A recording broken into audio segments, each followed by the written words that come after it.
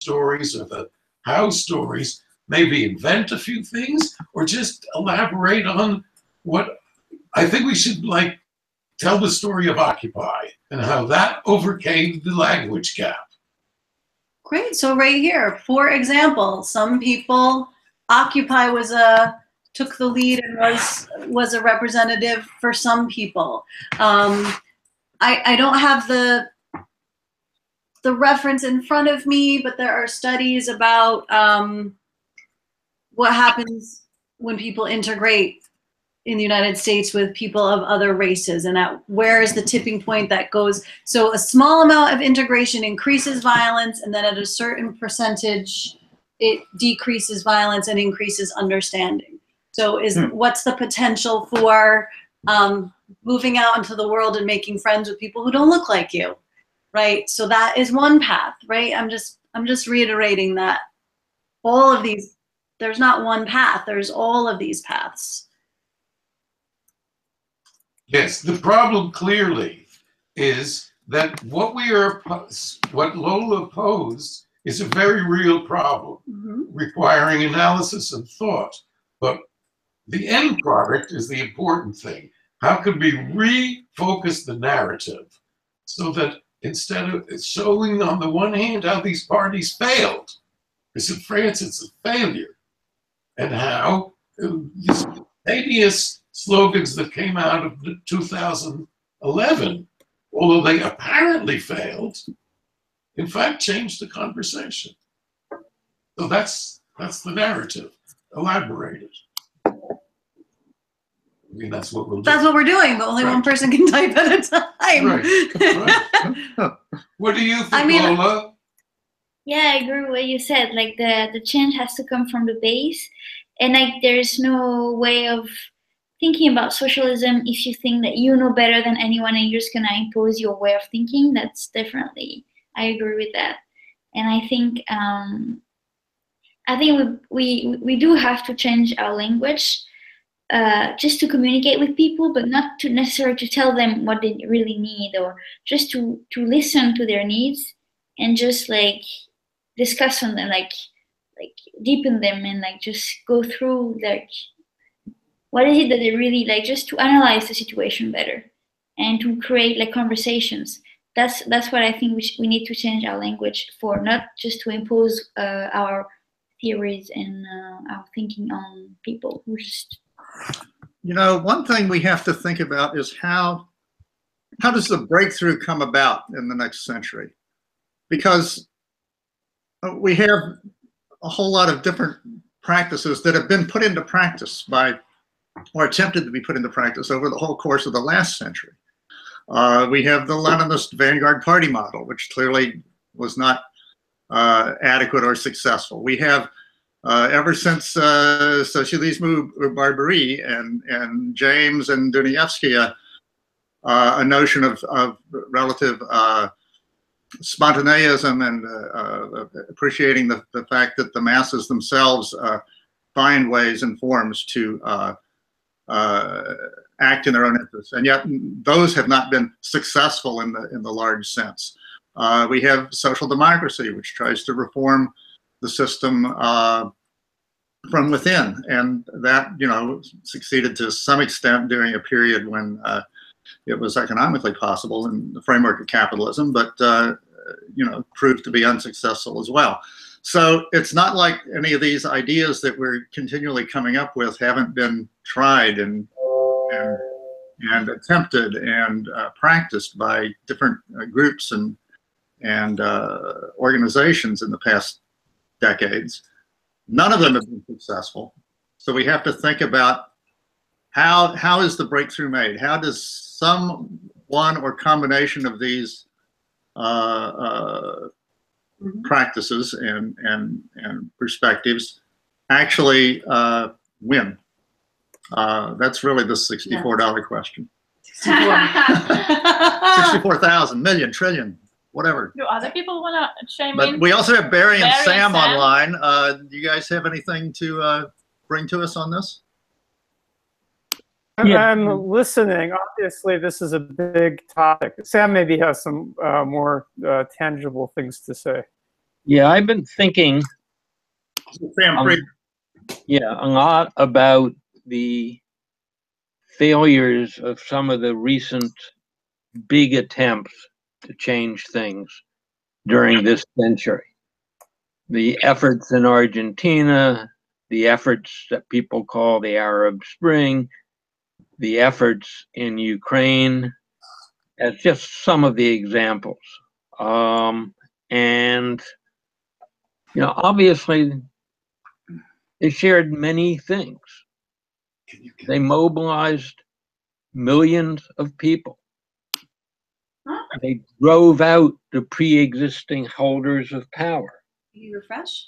But what they didn't do, they were then unable to have much effect on what happened afterwards. The, capital and the organized parties of capital dominated, the setting up of new governments, and when they did so, by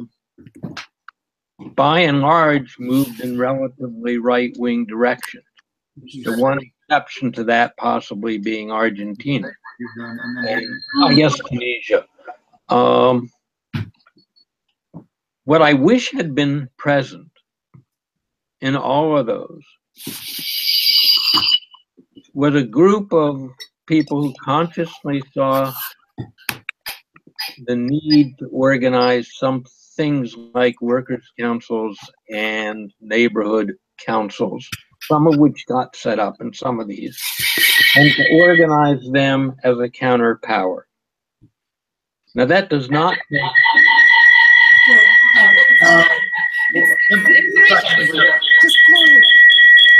Oh my God. I don't know what it is. I'll try again. That does not take a vanguard party. That takes groups of people who are in touch with lots of people, and particularly with neighborhood and workplace activists, and who know that what we need to do is to set up some form of council system that then can reorganize society. I think that's what I've taken from, a lifetime of studying these processes. And that's a question that's much more, that raises questions like, how do you actually create a we to have this conversation? Because before it becomes totally meaningful to talk about what language we use, we need to think about who the we is.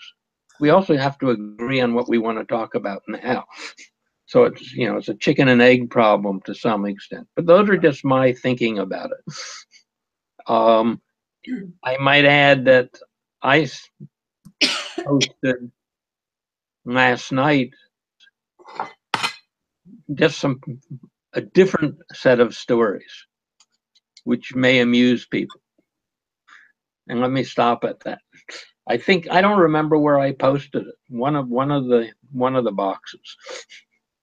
Were you talking about your musings? No, I'm talking about the second negation piece. That's there. I saw it this morning. I didn't get a chance to read it yet. Yeah. The one in the form of a poem. Yeah.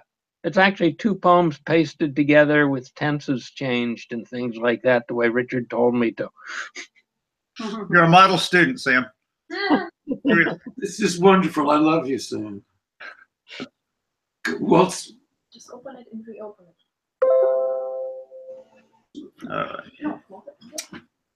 We just lost Barry, so we were about to call on him. I'd like to just say. Actually, we lost Richard too. Oh, nuts! He's coming. But we can hear you. We just can't see you. He's here. Wait, Sam, you were in the middle of a sentence. Was I? I think I stopped. Yeah. Oh, okay, okay. Sorry. I want to hear you read some of your poem, but I just wanted to say one thing. I agree with everything that's being said here, and really what needs to happen is simple. Fred's analysis of all the different attempts that have been made goes either under then or better still, in how. And just, you need a topic sentence. Many attempts were made. And then he reviews them and sees what the consequences were. And then in the next paragraph, however, mass movements put forward all of these different slogans and different ideas and were powerful. But then the next paragraph says, unfortunately, the surrounding capitalist ideology and the power of media and the state deviated them. But they left an important residue. And then we get to the next stage, and that was remembered 10 years later or whatever. And so, you know, just as the idea of Soviets was remembered in 1956, when the Hungarian workers revolted against Stalinist totalitarianism, which called itself communism, they revived the Soviets. So then we move into the area of imagination, but when we put it in the past tense, we're fine. It did happen. And if we have different views of what worked, well, we put them side by side. I was just reading the chapter called Disaster Communism in Ashley Dawson's book, Extreme Cities.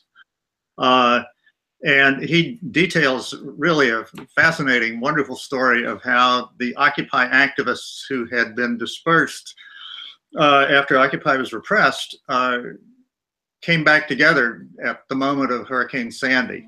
Oh, yeah. And organized what became to be known as Occupy Sandy. And they went out into the neighborhoods that had been most devastated by the hurricane and organized grassroots committees. And it sounded like the development of councils and of a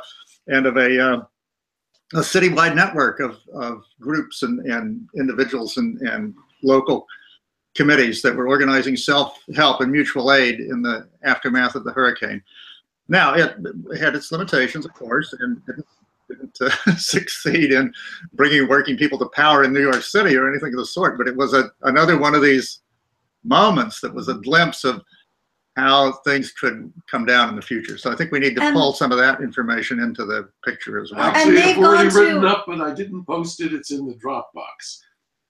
And those folks all are now in Puerto Rico because part of the Occupy Sandy was solar. They brought this, I remember because I volunteered there one day, so they brought sort of like bicycle generated solar panels. They just bought a ton of solar panels. Literally, they were like just on the sidewalk, this little like den of solar panels. And so some of those same folks are bringing solar to Puerto Rico now as well. So all we need to do is extrapolate that and see how it mixed with the Puerto Rican independence movement and so on and so forth. What this reminds me of is the concept of empowerment. In just, I think it's also a key thing in community psychology is to help people realize how much power they actually have. And it's easy to forget, but like even through the way you like what you buy, the stores you go to, and just how you can like, and I think it's an important thing to just between ourselves, anyone just realizing how much like power we can actually have instead of thinking, oh, it's just the way it is, there's nothing we can do. So I think that's also something to work on in the language and communication. We call that asset-based development. Really? Yes. You want to elaborate on that? Asset-based approach to community development and the use of local knowledge. So it's just what we've been saying, the asset-based approach as opposed to coming into a community and saying, oh, this is a high needs community. These people are living in poverty. There's nothing here. It's blighted. We need to fix them. It's about coming into a community and saying what assets exist. Oh, the old, the grandma network. Actually, there's 27, really successful bodegas. Do they need a trade association or whatever those, Yeah. That's just the word. That's just the phrase that labels it from community development language. Yeah, and that reminds me of James Scott's book, Seeing Like a State, in which he counterposes the kind of top-down, authoritarian models of everything from Stalinism to the, Le Corbusier's notion of ideal cities and so on the one hand, to the notion of local knowledge, and he points up the figure of Ulysses from Homer, of the crafty man, the man who had métis, who had local knowledge, who knew how to get things done in local situations. So drawing on that is going to be important too. You know, in the 50s, all over the United States, they were talking about the Negro problem. And this is exactly looking at it from the top down. And what happened is self-organization. What happened is the Birmingham bus boycott, where on the ground, hundreds and thousands of people walked to work for months and months and months. And these are things that really happened, and they don't get forgotten. And the advantage of the age of internet is not only don't they get forgotten, the networks that developed are still there. So that when, just like with Occupy, suddenly it comes to life. Like seeds in the ground, and suddenly the spring comes and the sun shines and the water comes from the sky, and these things grow. It's the old mole burrowing from beneath. Yes, the old mole. That was Shakespeare. About well-grubbed old mole, and Marx loved Shakespeare. But Serge uses that formula, the seed under the snow. Right. And what we can do, who are the we?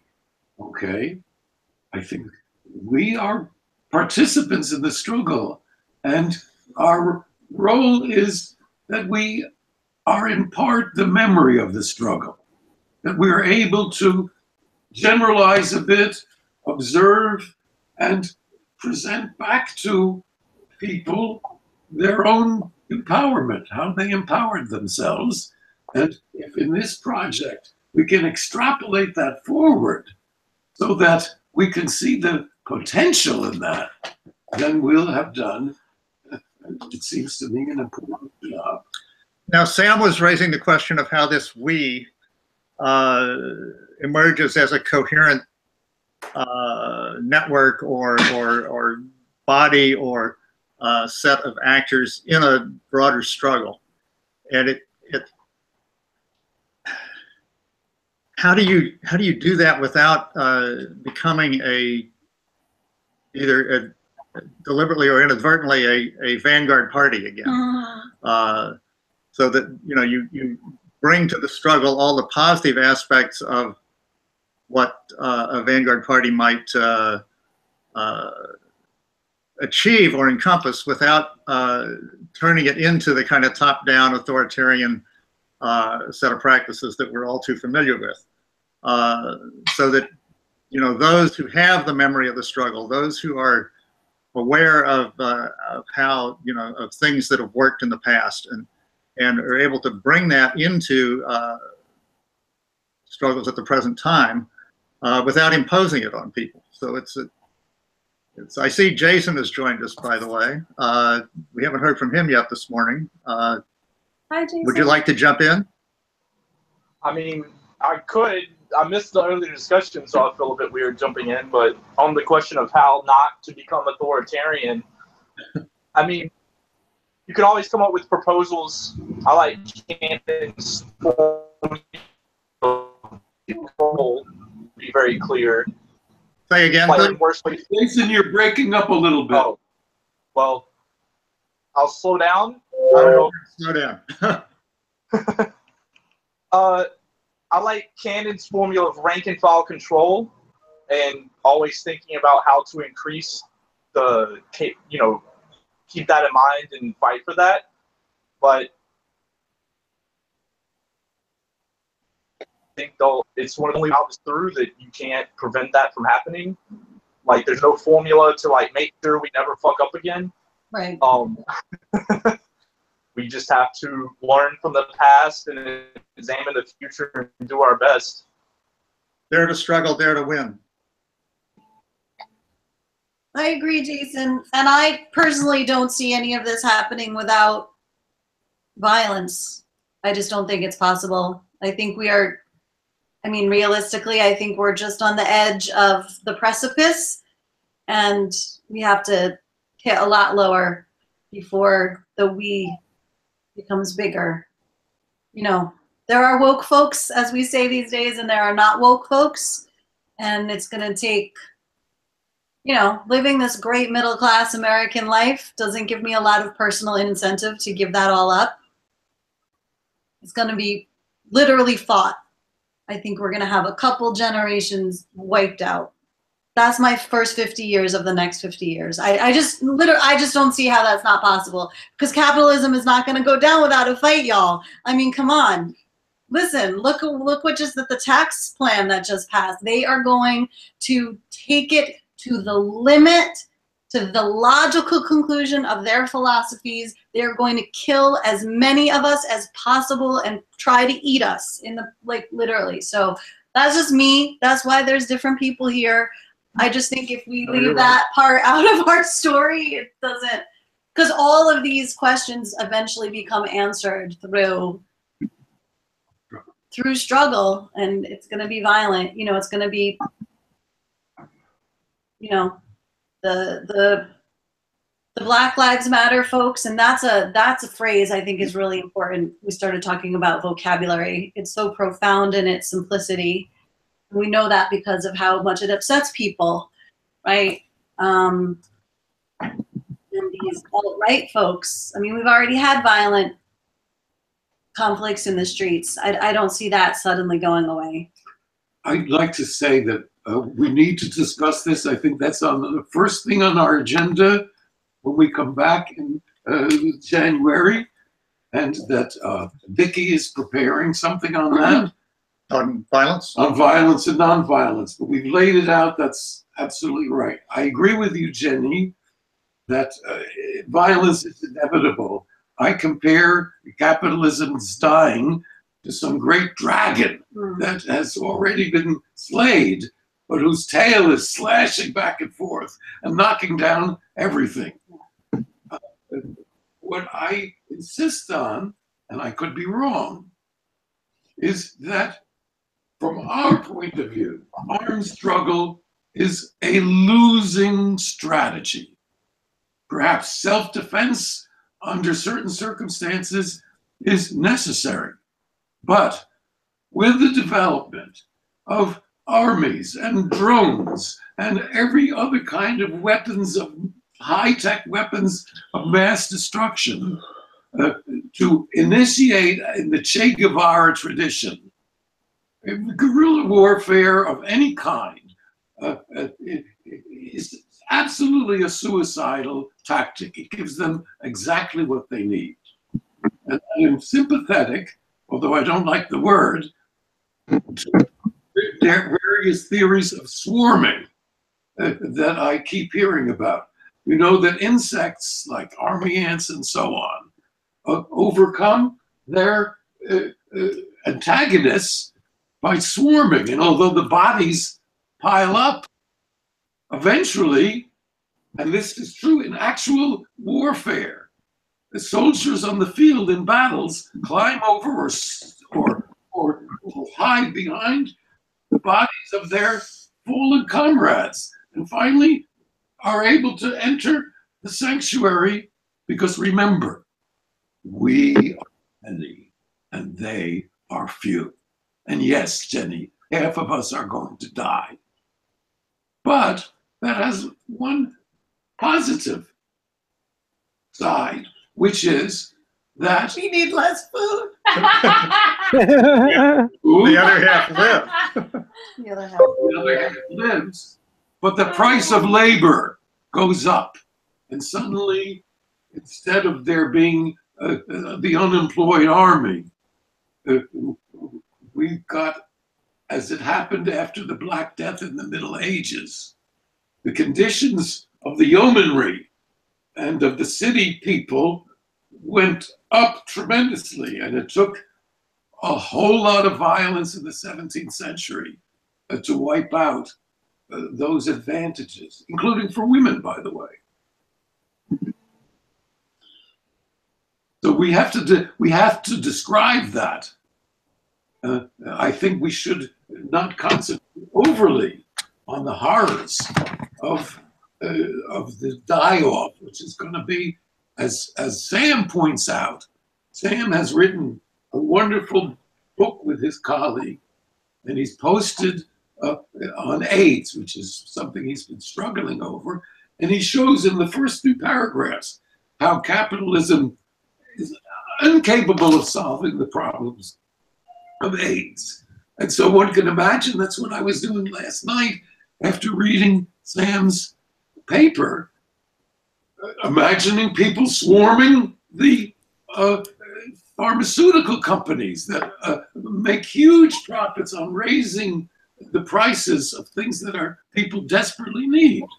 And the workers in there occupy, and thousands of people surround it, and they simply do away with these stupid intellectual property things, especially since most of this research has been paid for by people's taxes, and that they spread out around the world and set up plants in every country in the world where locally they produce and sell for cost or give for free the medicines that people need. And this is the wedge into destroying capitalism, which is a violently enforced form of monopoly. We could also imagine swarms of people without homes or with inadequate housing swarming the high-rises in Midtown Manhattan that are sitting 2/3 empty because of speculative real estate and money laundering and so on. There's vast amounts of housing, wonderful, beautiful housing in New York that people could easily, but people ought to be living in who need homes. And, you suddenly have thousands of people swarming the high-rises and taking over the elevators and occupying those buildings. That would be pretty cool, too. We describe it, and it gives people the idea. And it would work, yes, indeed. Well, Anna has been typing away for the last half hour. Should we take a look at what's going on over there, or would you like to keep typing? Yeah, it's right there. Hit save. For now, it's just in a way of dialogue, but then you can, someone can go back and try to put it more coherent form, or just go back and read ideas and read it on Yes. And this is all in the planetary consciousness text? Yep. Okay. I still don't see. Oh, I lost something. Sorry. Oh, I see. It's down at the bottom. Oh, I didn't say the last part. Okay, well. Okay. Maybe if I can go back, I will. Meanwhile, Okay, so basically this is a transcript of our conversation, or a summary. That'll be great. No. A great resource. I can save. Okay. Okay, there's more? Oh, yeah, good. Okay. Refresh one more time. Yeah, I think it's all here. Yeah, what I see ends with describe it and give people the idea. Yeah, okay. So folks can refer to this over the next week and try to add and amend and change and elaborate. meanwhile, It's a great, it may not all eventually wind up in planetary consciousness, but it's a great example of how we can actually collectively work on something. Brainstorming. By brainstorming and elaborating.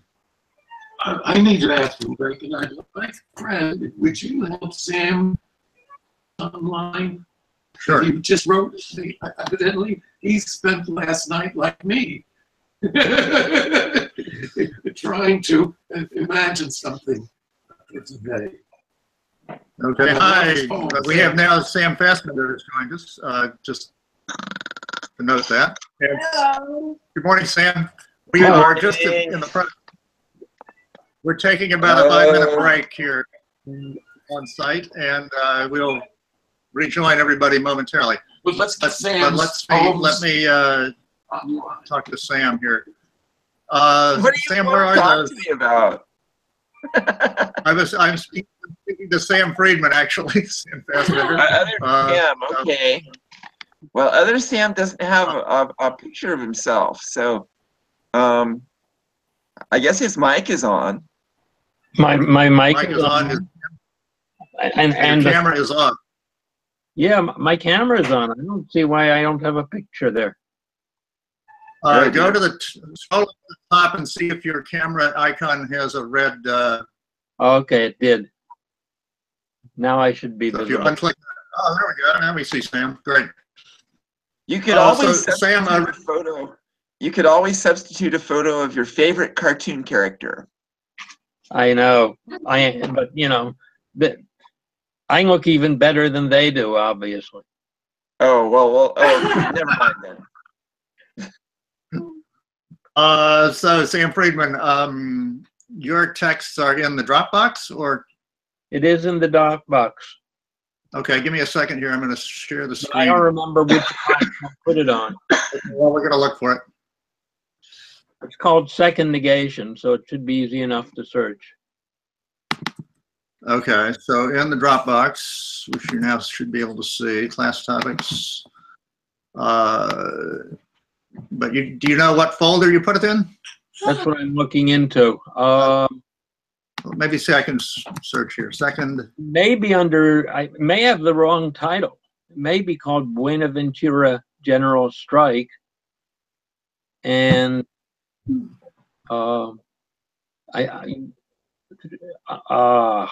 me open it and then see what it's in. Okay, I'm not seeing. It seems to be in Writing Together. Oh, okay. Good. And it got renamed somehow by Word as I was working on it. It's Buenaventura General Strike? I must have clicked on something in the process of doing it. I know what you did, because I've done that before myself. Let me just see what this is. One of the really annoying things about Word. Yeah, well, it's a Mac thing. Okay, good. This is now second negation. So I'm just going to, first I'm going to close that and change the name of the file to Friedman second negation. Okay, so now we're going to open that up, and I'm just going to copy the whole thing and go to Future Historians. And I wonder where we want to put this. Do you see a topic on the left where it might logically fit?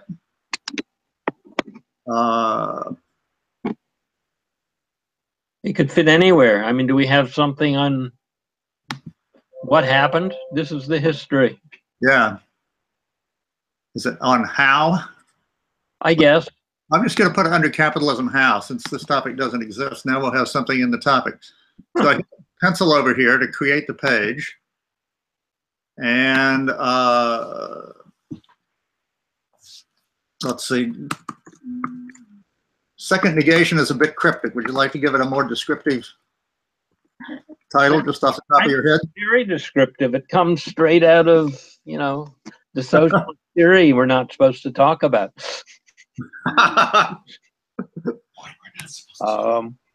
Something along the lines of all power to the Soviets, or land, peace, and bread, or how about how it happened? Huh? How it happened. How it's happened. It's also called Notes on the Day After the Revolution. Oh, that's good. Notes on the day after. I love this. Which is a takeoff on a piece that Ursula Le Guin wrote. Right. So I'm going to paste it in here. And let's preview it and see how it came out. Ah. Okay, I see we have some formatting issues here, which I can work on with you. Yeah. Poetry doesn't format well in these automatic. This is the why that came out with the kind of the text quotes there. We just need to. I think it's the indentations. There's a way to. Okay, I'm not going to worry about that now. I'm just going to save this, and then I'll give you some advice about formatting offline tomorrow or the next day. Can we hear the poem? But maybe you could just read the poem for us. That's what I'd love. Well, I can give it a shot. It's a long one, and it's in two parts. Tell me if you lose hearing. Notes on the day after the revolution. As crowds partied loudly on glass-glittered sidewalks and dodged around potholes while promenading the Bowery, skirting the waves inching north 3 feet each year. And offices and sweatshops echoed crescendos as workers debated how they should now run them, and what wonders to build with their minds and their hands. I wandered alone among revelers, with notebook in hand while I muttered and scribbled, jotting elation and jotting my fear. The TVs in the windows replayed the weeks of the wonders. How, after the years of the cynics, when words of revolution led only to mutters of "not in my lifetime," we began having strikes again in New York and in Jersey, and how a couple weeks ago, a boss in a tall box near the river said "girl" to one of the secretaries. And everybody, mailroom clerks, secretaries, truck drivers, even analysts, walked out, but then walked back in again and sent the bosses home. Wow. Then, of course, the mayor called the cops, the governor called the National Guard, and the president, the army. Everybody had been there. Everyone had been called girl or boy or kike or Pollack or maybe rookie or grunt. So our rulers called the cops, and they called the Marines, and they called and they called and they called and they called. But workers and neighbors argued with cops, joked with the guard, sang solidarity with the soldiers. And the now rebel workers and soldiers beat up the few who would not see reason. And they all went home or joined the crowd. So the American people said, enough, it's all over. And workers stopped working and crowds seduced armies. And only 18 died in all of the Americas, and a few score more died across the green globe. By the flickering light of the tubes in the windows, I wandered the next day through grime-littered streets built by the defunct civilization that brought us Agent Orange, pet stones, and AIDS for the millions. And I rejoiced as I dreaded, and I dreaded as I rejoiced. And as I wondered, what the hell do we do next? I mean, after the subtle pleasures, like making the bosses work 4 or 5 months doing some of the real fun jobs, like helping move the nuclear reactors they had ordered built too close to the ocean's rising seas, or changing the linens in the ICUs and letting the ex-cops sleep on the park benches and on the floor of the bus station, so we can cheerily poke them awake, crying, "Time to move on now," with a big grin and a big stick. What the hell do we do next? Specters hovered over my shoulder. The thousands of communards gunned down by reaction. Rosa and Carl murdered by the goon squads of social democracy. The telephone exchange in Barcelona, where Uncle Joe reached out and gouged someone and throttled the soul of a revolution, danced with dreams of ice picks in my fear-torn, grinning head, as I wondered, what the hell do we do next? Sure, the market had to go, but what would we replace it with? How would we get the food grown and have all the candy, bread, and roses we needed for the photojournalists and our children? How would we live our meanings and not just numbers? How could we unleash the sleeping poetry, the smothered power to create that waits like crabgrass in the brains and hands of everyone, even in the slit-eyed grimaces of the naysayers who wear red tape instead of suspenders?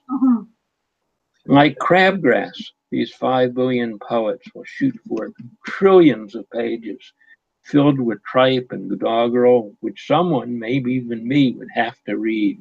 Pages filled with crackpot ideas redolent of disaster, but salvation scattered throughout if we could find it. So there I wandered, thinking of the Galileos and Miltons we needed to create our new world and the humongous arguments that indeed filled our ears as we shouted forth our insights against each other. And I pondered the epic mistakes our revolutionary democracy was undoubtedly making, even as I roved, wandered, and scribbled through the rubble, the wonders and the shoving salvation as crabgrass pushes aside the arid asphalt of Madison Avenue to seek its sun, and in so doing pushed the fears from my heart, but not from my next day mind. And I walked grinning into the nearest party to join the celebration and raised glass after glass in toasts of global unison with friends in Santos and Grenada, Bangkok and Kampala, Melbourne, Tacoma, Portland, and Detroit. That's awesome. And then part two. Very nice. Let me part two. Email. Huh?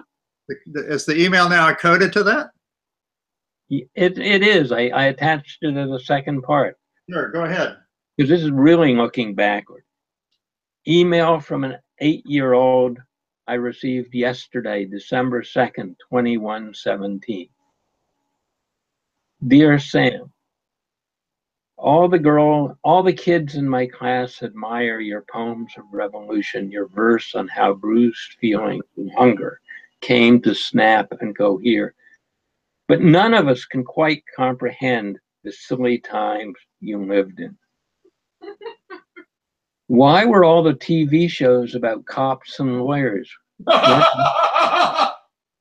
Weren't more people killed by corporations than by murderers? And just how different were they anyhow? Didn't shop stewards and community organizers have more guts than any old cop, more sense than lawyers? And all those shows about love and sex, why would men want women so inane? And why were all their lines so trite? And work, we don't understand work at all. Why did anyone work at such hateful jobs? If engineers were so smart, why did they design factories that poisoned all the whales? Whales were so cute. Why did they make it so we could never meet one? Why would anyone become a soldier? When ordered to shoot their enemies, why didn't the soldiers obey and shoot their officers? When the owners paid boys more than girls, or whites more than blacks, or old timers more than new hires, why didn't the workers of neighborhood action centers take over their workplaces that very same day? Did kids after school play design a better air depolluter or spin the bottle at their neighborhood action centers the way we do now? Why didn't the grown-ups play baseball outside with their friends instead of watching it inside with their bags of potato chips? Didn't they have any friends? Yeah. And you, Sam, we also just do not understand you. Why did you keep doing AIDS research? And what was AIDS anyway? What was disease? Why not retire and work full-time to bring on the revolution sooner, before all the whales had died? Oh my God. Those That's so Ah, Sam, that is Sam, that thank is so you. great. Thank you. Take a bow. Okay, well, that's a tough act to follow. Yeah.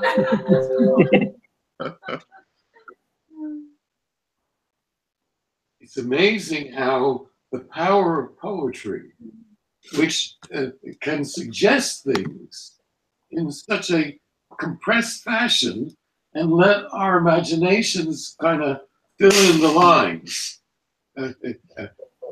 I had written to Sam yesterday saying all his wonderful ideas and theories and so on, how to transform them into narrative.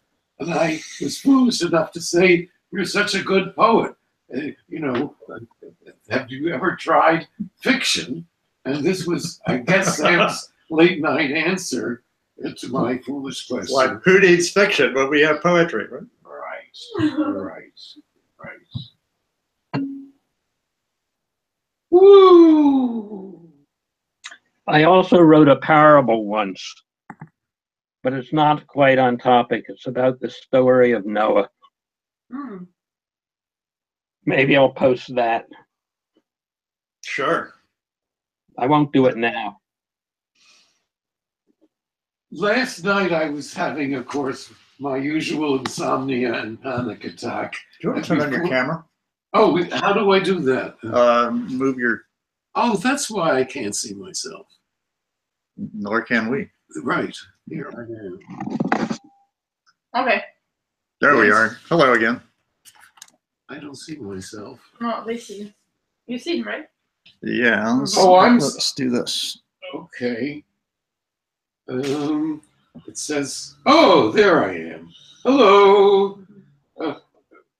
In my insomnia, I was at once overwhelmed by the enormity of our project to do then, now, and how in all of these categories. On the other hand, I see its great advantage because it's a big patchwork. It's like a big puzzle, a jigsaw puzzle, where we have the general outline, and it doesn't matter that we have different visions, that they all fit together in an overall plan. And so I think we're doing the right thing by learning and teaching ourselves to just keep putting stuff up in this then, now, and how formula. And then later, we'll edit it and smooth it over and figure out how to do it, how to make it a little bit more unified, but not too unified, because otherwise we're going to end up like left sex. Sex, not S-E-X, but S-E-C-T-S, and squabble over different roads to a better world and different visions of a better world. So that I think our work will be more inspiring, the less it is factional, too narrow. And my other hope is, Sam has just joined us and brought something very, very powerful and inspiring. And my next thought was, we need to reach out to other people. And we now have the About Us section, which has been refined and updated. And I'm hoping that over this break, we can each of us send it out, but with a real, by a telephone call or with a real message to people that we know who would be sympathetic to this, and invite them to join in. So on the one hand, it's overwhelming, and on the other hand, it's doable. I feel like we just kind of got over a little hump here with Sam's contribution in that, I've been thinking that it's easy to write the now, and it's pretty easy to write the then. It's easy to write the then, which is our present day miserable reality. And it's relatively easy to write the now, which is how things ought to be in the future. And that the real challenge for us was to write the how. And Sam has, I mean, I can imagine just taking, you know, line by line or stanza by stanza of Sam's poem and just elaborating that into narratives of how things happened, and then think about how, you know, moving away from New York, how it happened in Southern California, Sam Fassbender, or how it happened in Paris, Lola, or in Latin America. Or in Latin America, when we begin to recruit additional folks from some of these other regions that can think about how it might have happened in their space. So I'm very happy with where we've arrived. Well, Fred, we added on, I think, 5 different categories or is it topics? And Jenny, you got to see Jenny's face. But what we're really doing in those categories is we're going to go over each of the things that we've done and focalize on how it happened in each one of these areas and hopefully get people from those areas, like, for instance, Mati, who is active both in North Africa and in Sub-Saharan Black Africa, to internationalize it.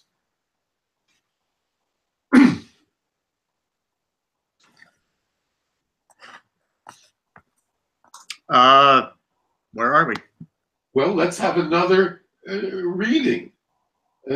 Anna, you wrote something. I actually already posted it. If you want to. What? I posted it. You posted it. Yeah. All right, put it online and let's look at it. So it's in the category women under your long piece. Right, my 2 longer piece. Oh, there are 2? Too long. Okay. Well, just let's take a look at it. So it's in the bottom. On the bottom. All right, I see. I've got to go on. Scroll down, and then you see in the green the first planetary strike, and then there is not how. Is this in the wiki or in the? Yes. Oh, it's in the wiki. Oh, okay, sorry. Or in the category now, I'm lost here. What's this sound? That's the heat. Oh, that's the problem in this place because It's going to be loud. it gets very loud. Couple of minutes. You have to bear with us here, folks, because the sound is going to be kind of bad for a little while. Can we just go in another room? Probably. Or turn it? Can someone reach in there? Is it on? We tried that last time and it didn't really turn off. Let me see what I can do. Okay. All right. But does it bother other people? Or no? It just might make the sound. Does it bother them? You know, it's already off. Okay. Well, should we run into the living room then? Do you not have a radiator in the living room? All right. And I still can't see it on my. Because it told me you should slow down. I was Bear with us. Hold it a second. We're having a change of fender here. Fortunately, Richard has a substantially large apartment. Is there in here? Yeah, there's no. Okay, we found a quiet spot. It's much better here.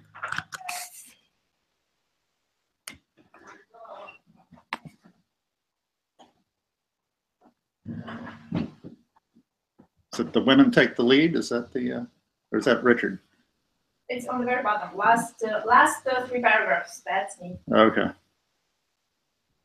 And it's just a draft. That's all right. The first planetary strike. How? But that's still not my line. First planetary strike is still Oh, Richard's idea. okay. I see where it How says. does- I see. yeah. See where it says Anna. Richard, this is your. Where do you want to see? Yeah, I'm going to be here. I'll be Right, better give me your soon. stuff. Here we go. Oh, thanks. You're welcome. Wow, you gathered it all up. Jenny is nothing if not efficient. Okay. Oh, 1 second. I don't have. Yeah, no, that's all right. Whatever you're looking at, I'll look at. Here we go. Anna in many cases.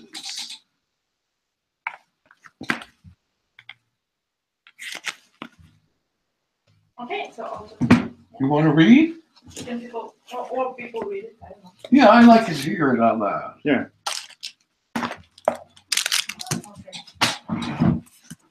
But I will need to.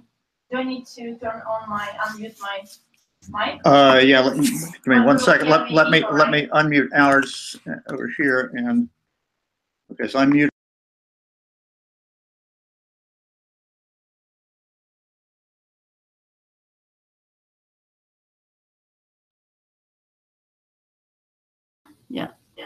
There you go. Okay. Just a moment. Woo!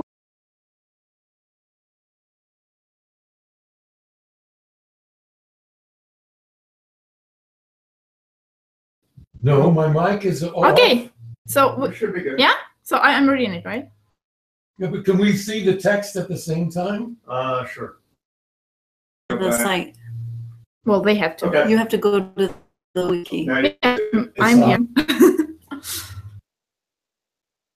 Oh, I'm sorry. 1 second. Okay, so in many cases, peasant women who led the anti-capitalist struggles in the global south, as they were most affected by the neoliberal globalization and the destruction of their natural environment and traditional subsistence practices. Moreover, they connected the interpersonal violence, especially the violence against women in their communities, to the policies of the so-called development that led to impoverishment and militarism. Women insisted that they were not able to eradicate gender inequality unless the forms of structural violence in their countries maintained by the predatory world financial institutions and multinational corporations were ended. Thus, the women of the global south were able to connect to the struggles of women inside the developed world, who were resisting domestic neoliberal policies.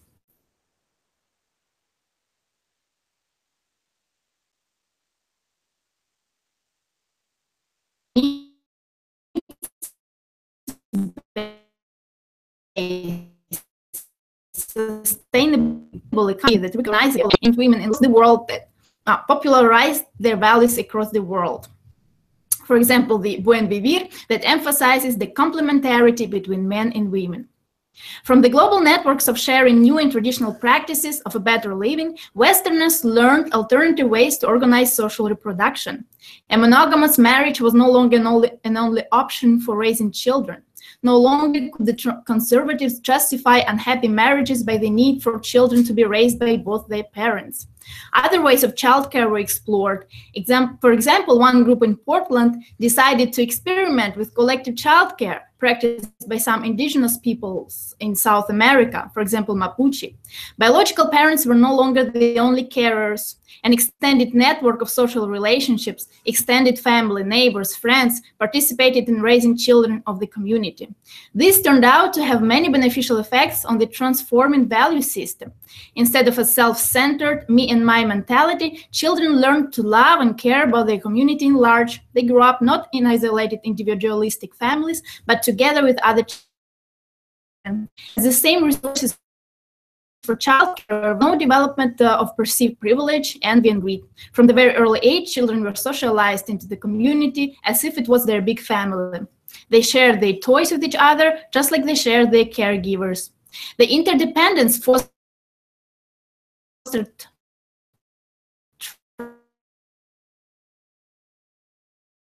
members and encouraged to respect intellectual, or artistic, or professional interests, and yet wanted to experience the joy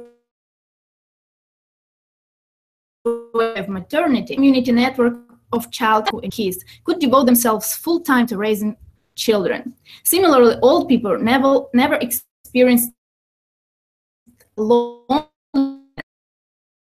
They could always spend time in distance and family members on a rotating basis. As the values continued to change, men started taking on more and more responsibilities in childcare and proved to have the society in the historical conditions in natural labor, every childcare to the degree they desired. Yay! Yay! Thank you. Oh. Any comments are welcome. Last night too. Yep. So, on your encouragement. Everything happens on your in the last minute. apparently had some audio glitches there, but I'm unmuting. You can.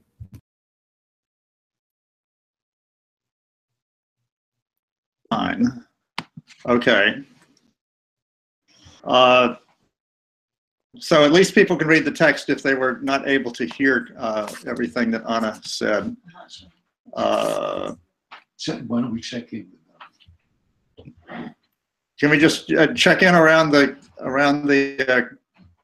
planet here and see if anybody has concerns or if they heard it, or technical problems for that matter? Barry, how are we doing there? Yeah. I need to turn up. I need to turn up the sound here. Just a moment. Yeah. Okay. So I go ahead, Barry. enjoy listening. There's an echo here, so it's hard to talk hearing myself echo back strongly. Yeah, I don't feel that clear this morning. I guess my mind, like my reactions, are going in many different directions. I don't. Not sure I have too much coherent to say. Yeah, I mean, I just make a list of free associations. I don't think that be too helpful. Well, actually, it might be because it might spark somebody else's thinking. Well, okay. Well, let's just see what. Well, we're saying goodbye to Lola here. So goodbye, Lola. Thank you so much. We'll have Lola. Happy New Year. Yeah. And I'll see you in Paris. And next week? Next week? Yep. I'm sorry. Oh, next week, right? December 10th. Yes. This morning. I'm sorry. The Women's Committee had a meeting to prepare for Absolutely. next week. We will see you next week. Don't miss the women's meeting. December 10th. Bye. Bye-bye. Okay. Bye. Yeah. So, well, I guess the dominant thing that the dominant association in my mind was non-traditional family, and part of point that was made, and it made me think, first that well, multinational or the global capitalism is fine with the non-traditional family. It seems, right? But that Trumpism is not. So I guess I was just thinking about the curious ways that revolution and the status quo interact with each other, depending on which facet of each you might be looking at. So, yeah, I don't know whether that's much of a contribution. Well, I think that global capitalism, as the dominant system for the last centuries, definitely favors the male-dominated family. The father has power over his sons and his No. But it doesn't necessarily. It depends a lot on which labor market, if you will, you're looking at. And certainly in the United States, you see something very different, where you see that the biggest companies have been friendly to gay, have been friendly to transgender, have been friendly to non-traditional. Now, what they're doing in Kenya is a totally different story. But so it's a complicated world. That's just what I wanted to say. Yeah, I agree. I'm thinking of Saudi Arabia, which has recently been praised in the New York Times by, what is that asshole's name? Thomas Friedman. Thomas Friedman. Yeah. Sympathetic to women. He's done all these series exposing prostitution. And No, that's Christoph. Both of them? Yeah. In any case, he's praising the new Arab Spring, which the top-down Arab Spring introduced by this new crown prince who is busy starving to death and bombing to death. Well, the people, but you the see, country next door, great praise because he's finally allowed women to drive. But Richard, this has really got very little to do with capitalism.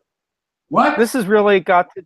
This really does not have so much to do with capitalism per se as authoritarian, like the authoritarian, alliance or something that sort of fits into the Trump story, which has always been, part of the sort of dominant power system. We always tolerated authoritarianism in our sort of capitalist friends.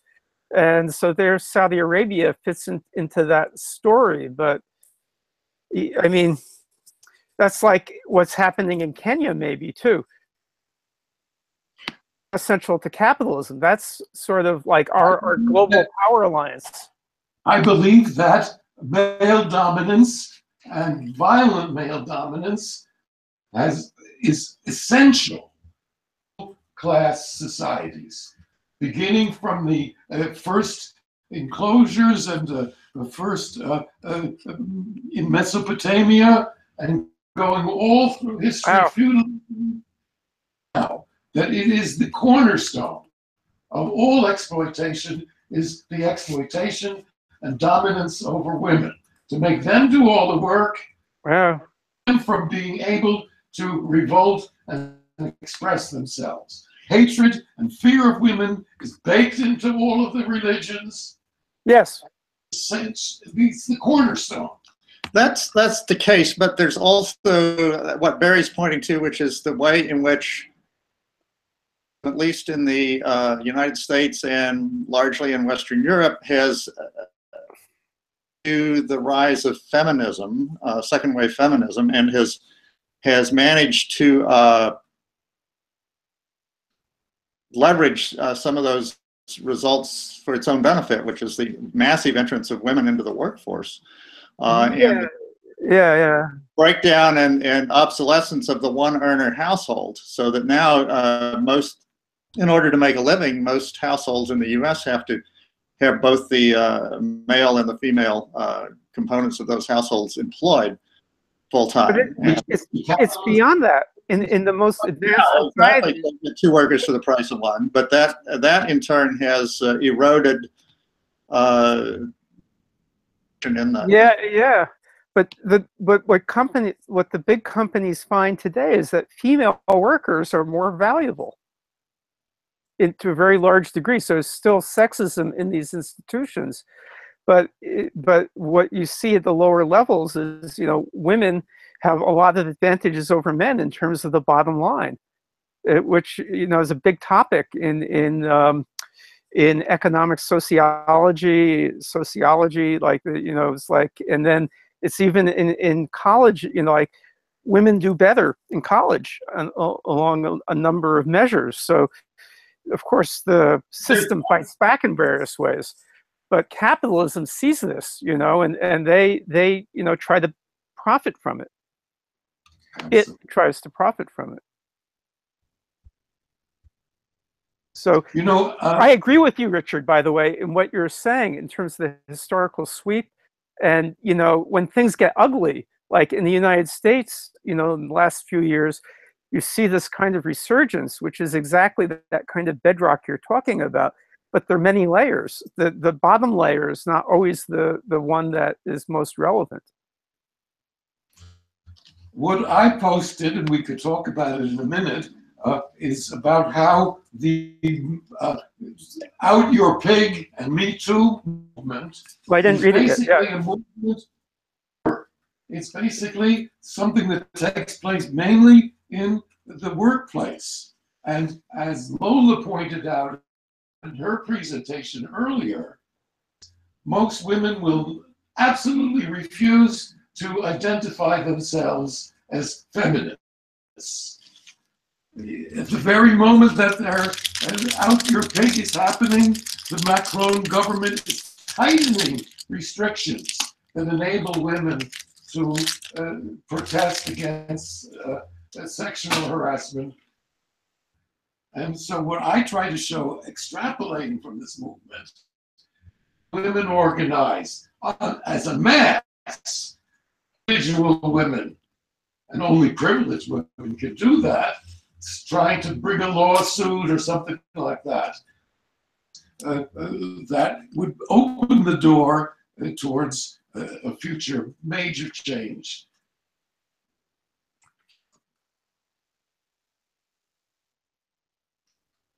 There are other people who haven't spoken yet. When we move to them, we want to Sam Fassbender, are you there? Do you have anything to contribute this morning? Sam has gone dormant for the moment. We have about 20 minutes left. Where do we want to take this? Maybe there are other people who wrote something, because everyone was supposed to. You write something? I told you earlier that the dog ate my homework. The dog ate his homework. All right. Could we go to what I wrote? Did you ask other people? Oh, well, Are you sure they didn't write anything? Well, Sam. They're just being shy. Jason, did you write something? I think Jason. The dog ate Jason's home. The dog ate Jason. He's gone too. Yeah, the dog ate my homework. I can show you the dog. Right, there's a dog, a real dog. Yeah. That's what I have only cats. The dyslexic agnostic it said. It posed the question, is there a dog? Well, I happily present what I wrote because it's too long to read. I have 3 things that I posted. Do you want to put that up online? Okay, I just want to make sure we're not jumping the gun on next week's conversation, but we can get started. We've already started on it, so not unless somebody has some other proposal to make. How do I do this so that I can see? You can just do whatever you want to do on your computer, and I can share the screen to everybody else. Where's your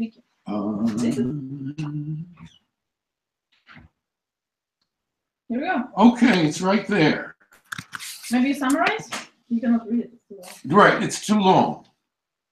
But I'll just read the first paragraph, okay?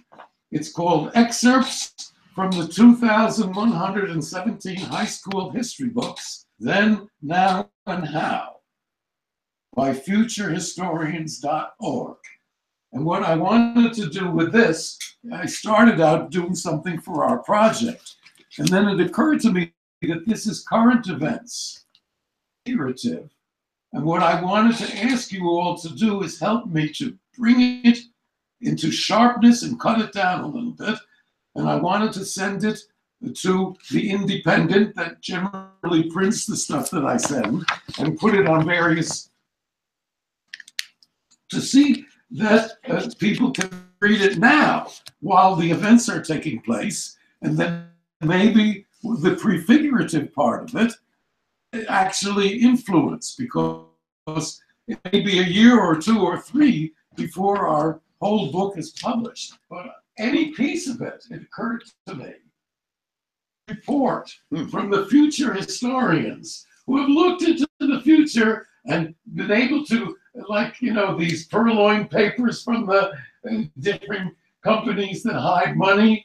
We've gotten these papers from the future.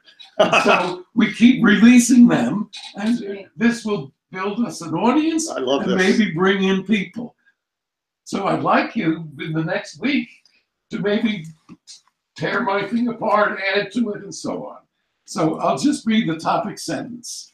It is often difficult for today's students, raised in societies where equality and gender equality in particular, to comprehend the oppressive conditions under which women workers were forced to labor. 2117 was the year things started to change, when numbers of female employees. 2017. Sorry. Oh, right. 2017. All right, so let's make that change, somebody. When numbers of female employees in the media, business, and government came forward to accuse their bosses, prominent, powerful men, of perpetrating predatory sexualized violence on them. It was the year they were finally heard. Thus, thanks partly to social media, the ancient wall of silence surrounding male violence and bosses' quote, right to compel sexual favors with impunity.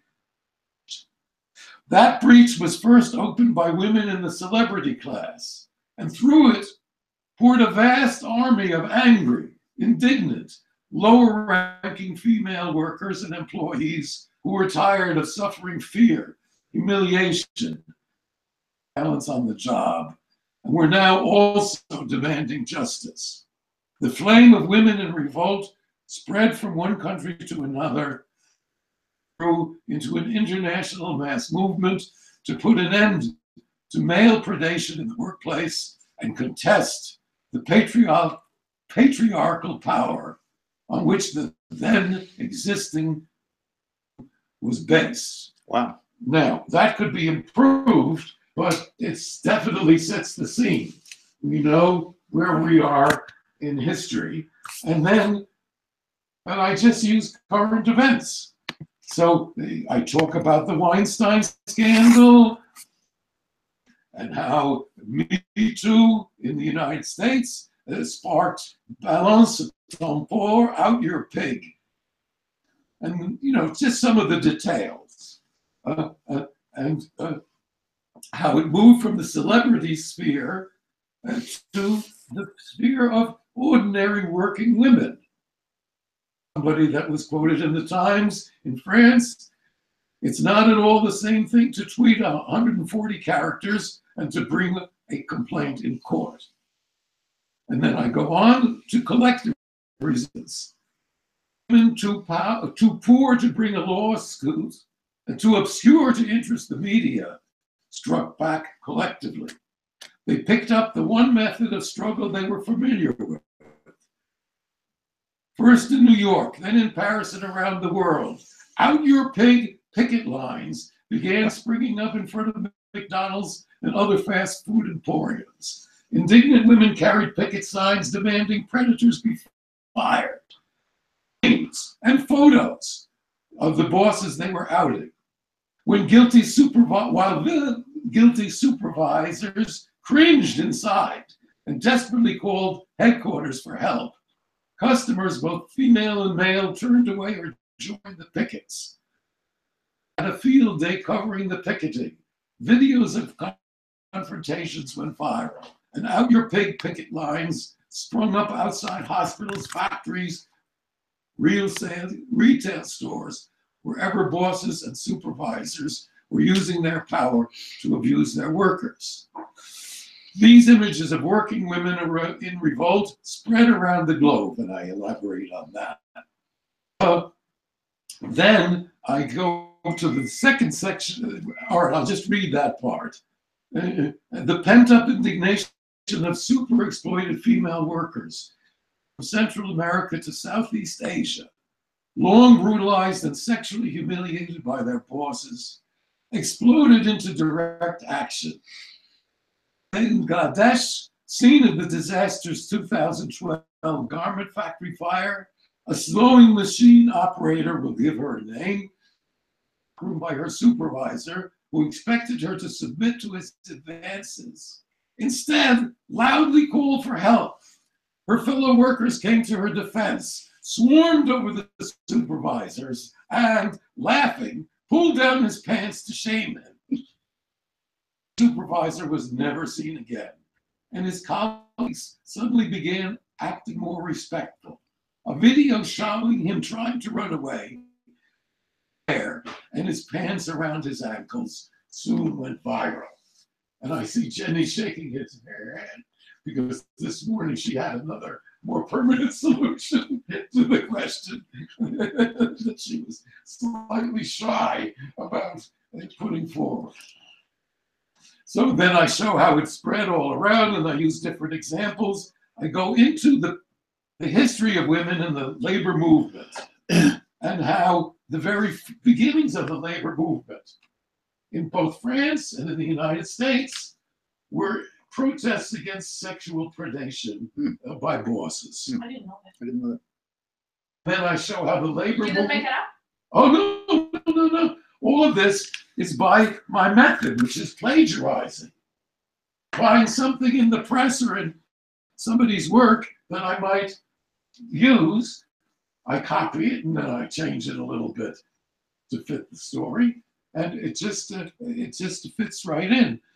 How in the United States, the Fight for 15 movement, which is labor escaping finally from the straitjacket of male-dominated craft union, business union approaches, has had from the very beginning a link with the civil rights movement. And how Martin Luther King, after all, they didn't shoot him until he supported the garbage workers in Tennessee. Here, the alliance between the Municipal Workers Union and Black Lives Matter was publicly sealed. So I go on to say, the Out Your Pig movement and the women's justice movement just naturally formed in.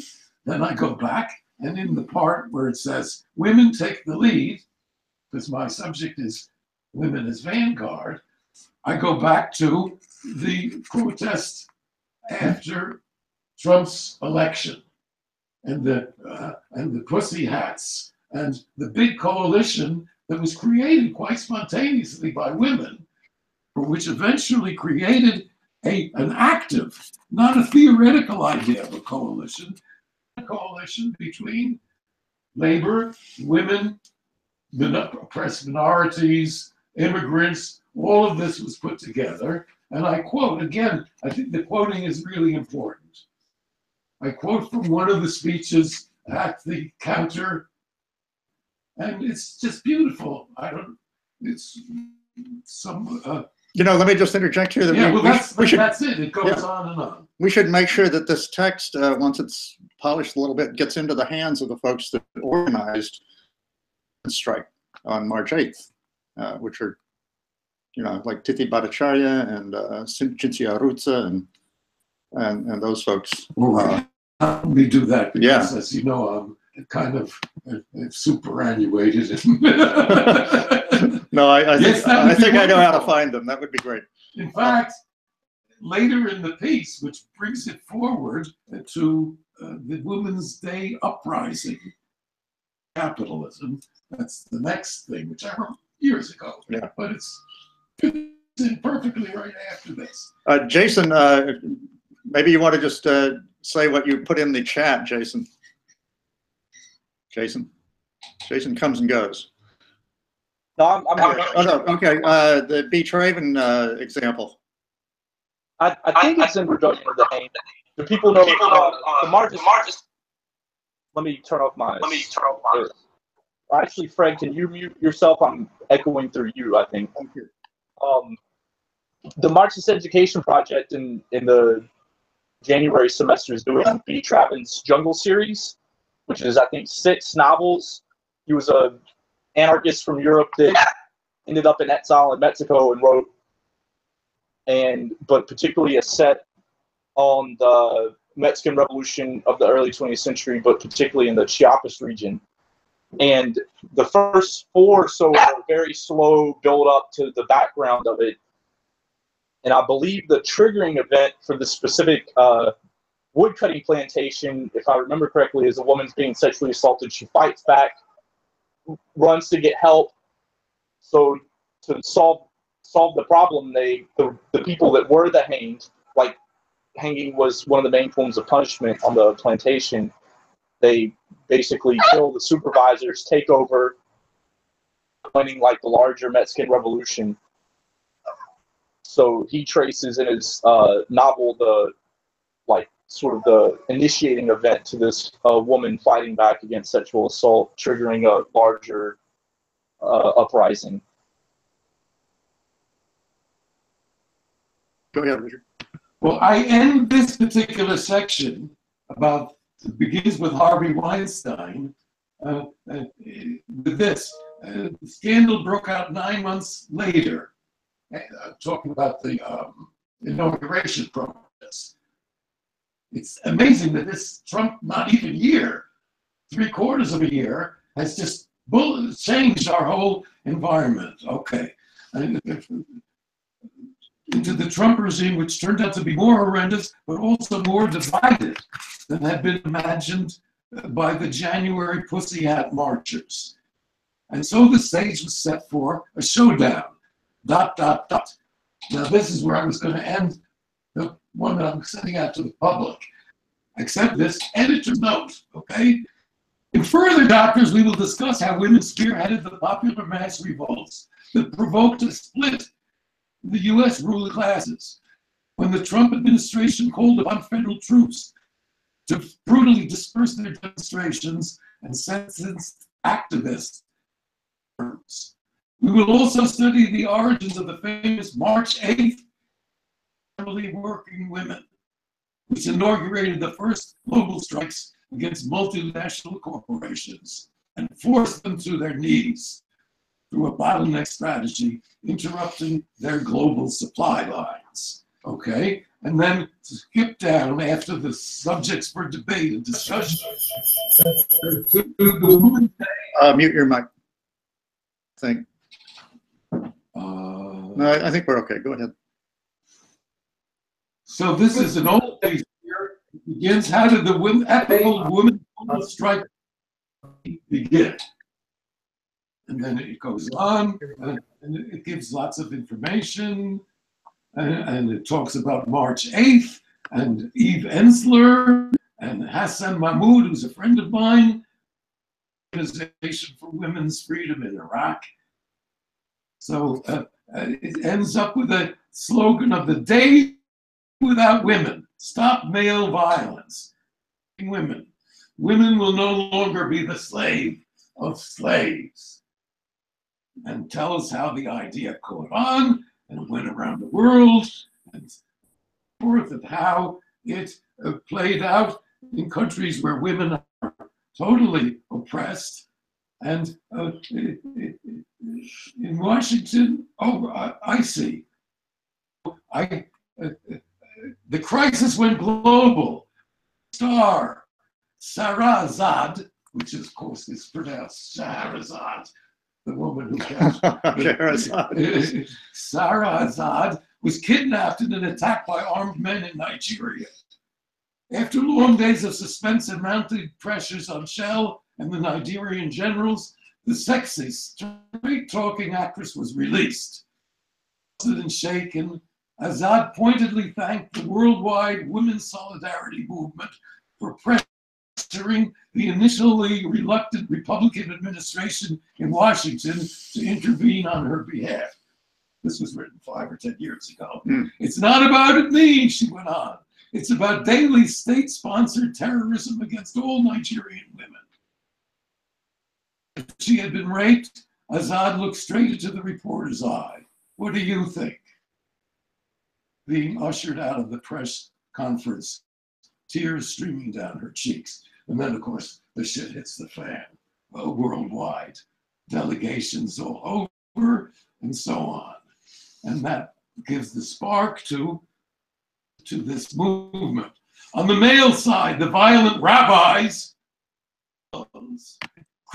Christian fundamentalists, Hindu nationalists, feudal princes and warlords, used to acting with impunity, found the women's challenge to their God-given patriarchal authority intolerable.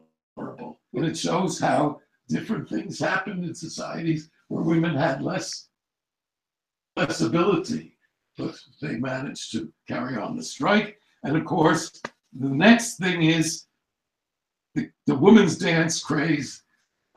And that's something I wrote quite a few years ago.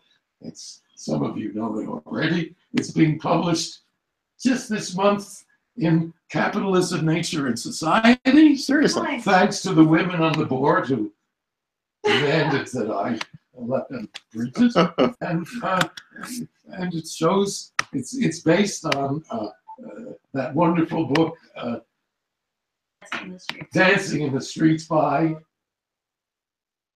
Barbara Ehrenreich. Ah, yes, of course. Barbara Ehrenreich, and it goes back to anthropology, and it's very, very funny and very inspiring. So that's my contribution to the how department. Well, it's 1 o'clock. Wow. I, for one, have to take off. So, words? Yes, please goes into the Dropbox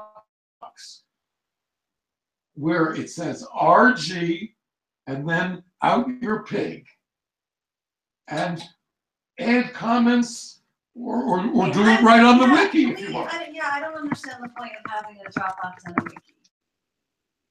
The point is this: the wiki you can change and add to. The Dropbox you can comment on. And Dropbox maybe, is very hard to use, but I guess that's the way it is. say that again? Hard to use. Barry says it's hard to use. I mean, is it because it's being updated all the time? I don't know. I find it hard to use. I'm trying to work with it. Like I like to download stuff onto my iPad to read it. It's hard to read on my computer. It's just You can put the Dropbox app on your iPad. yeah, Fred. I guess I should do that, shouldn't I? Okay. That will help you a lot. Good suggestion. But it's still hard because the well, I'll try it. We'll see. Okay, well, shoot me an email offline and we can maybe improve things for you. I just don't see the point Of the Dropbox. of both, of having both things that it's 99, like essentially do the same thing. Because then you're just. And we also have the listserv. Yeah. I had hoped in multiplying ways that we could communicate and share. But Dropbox is where you put the files.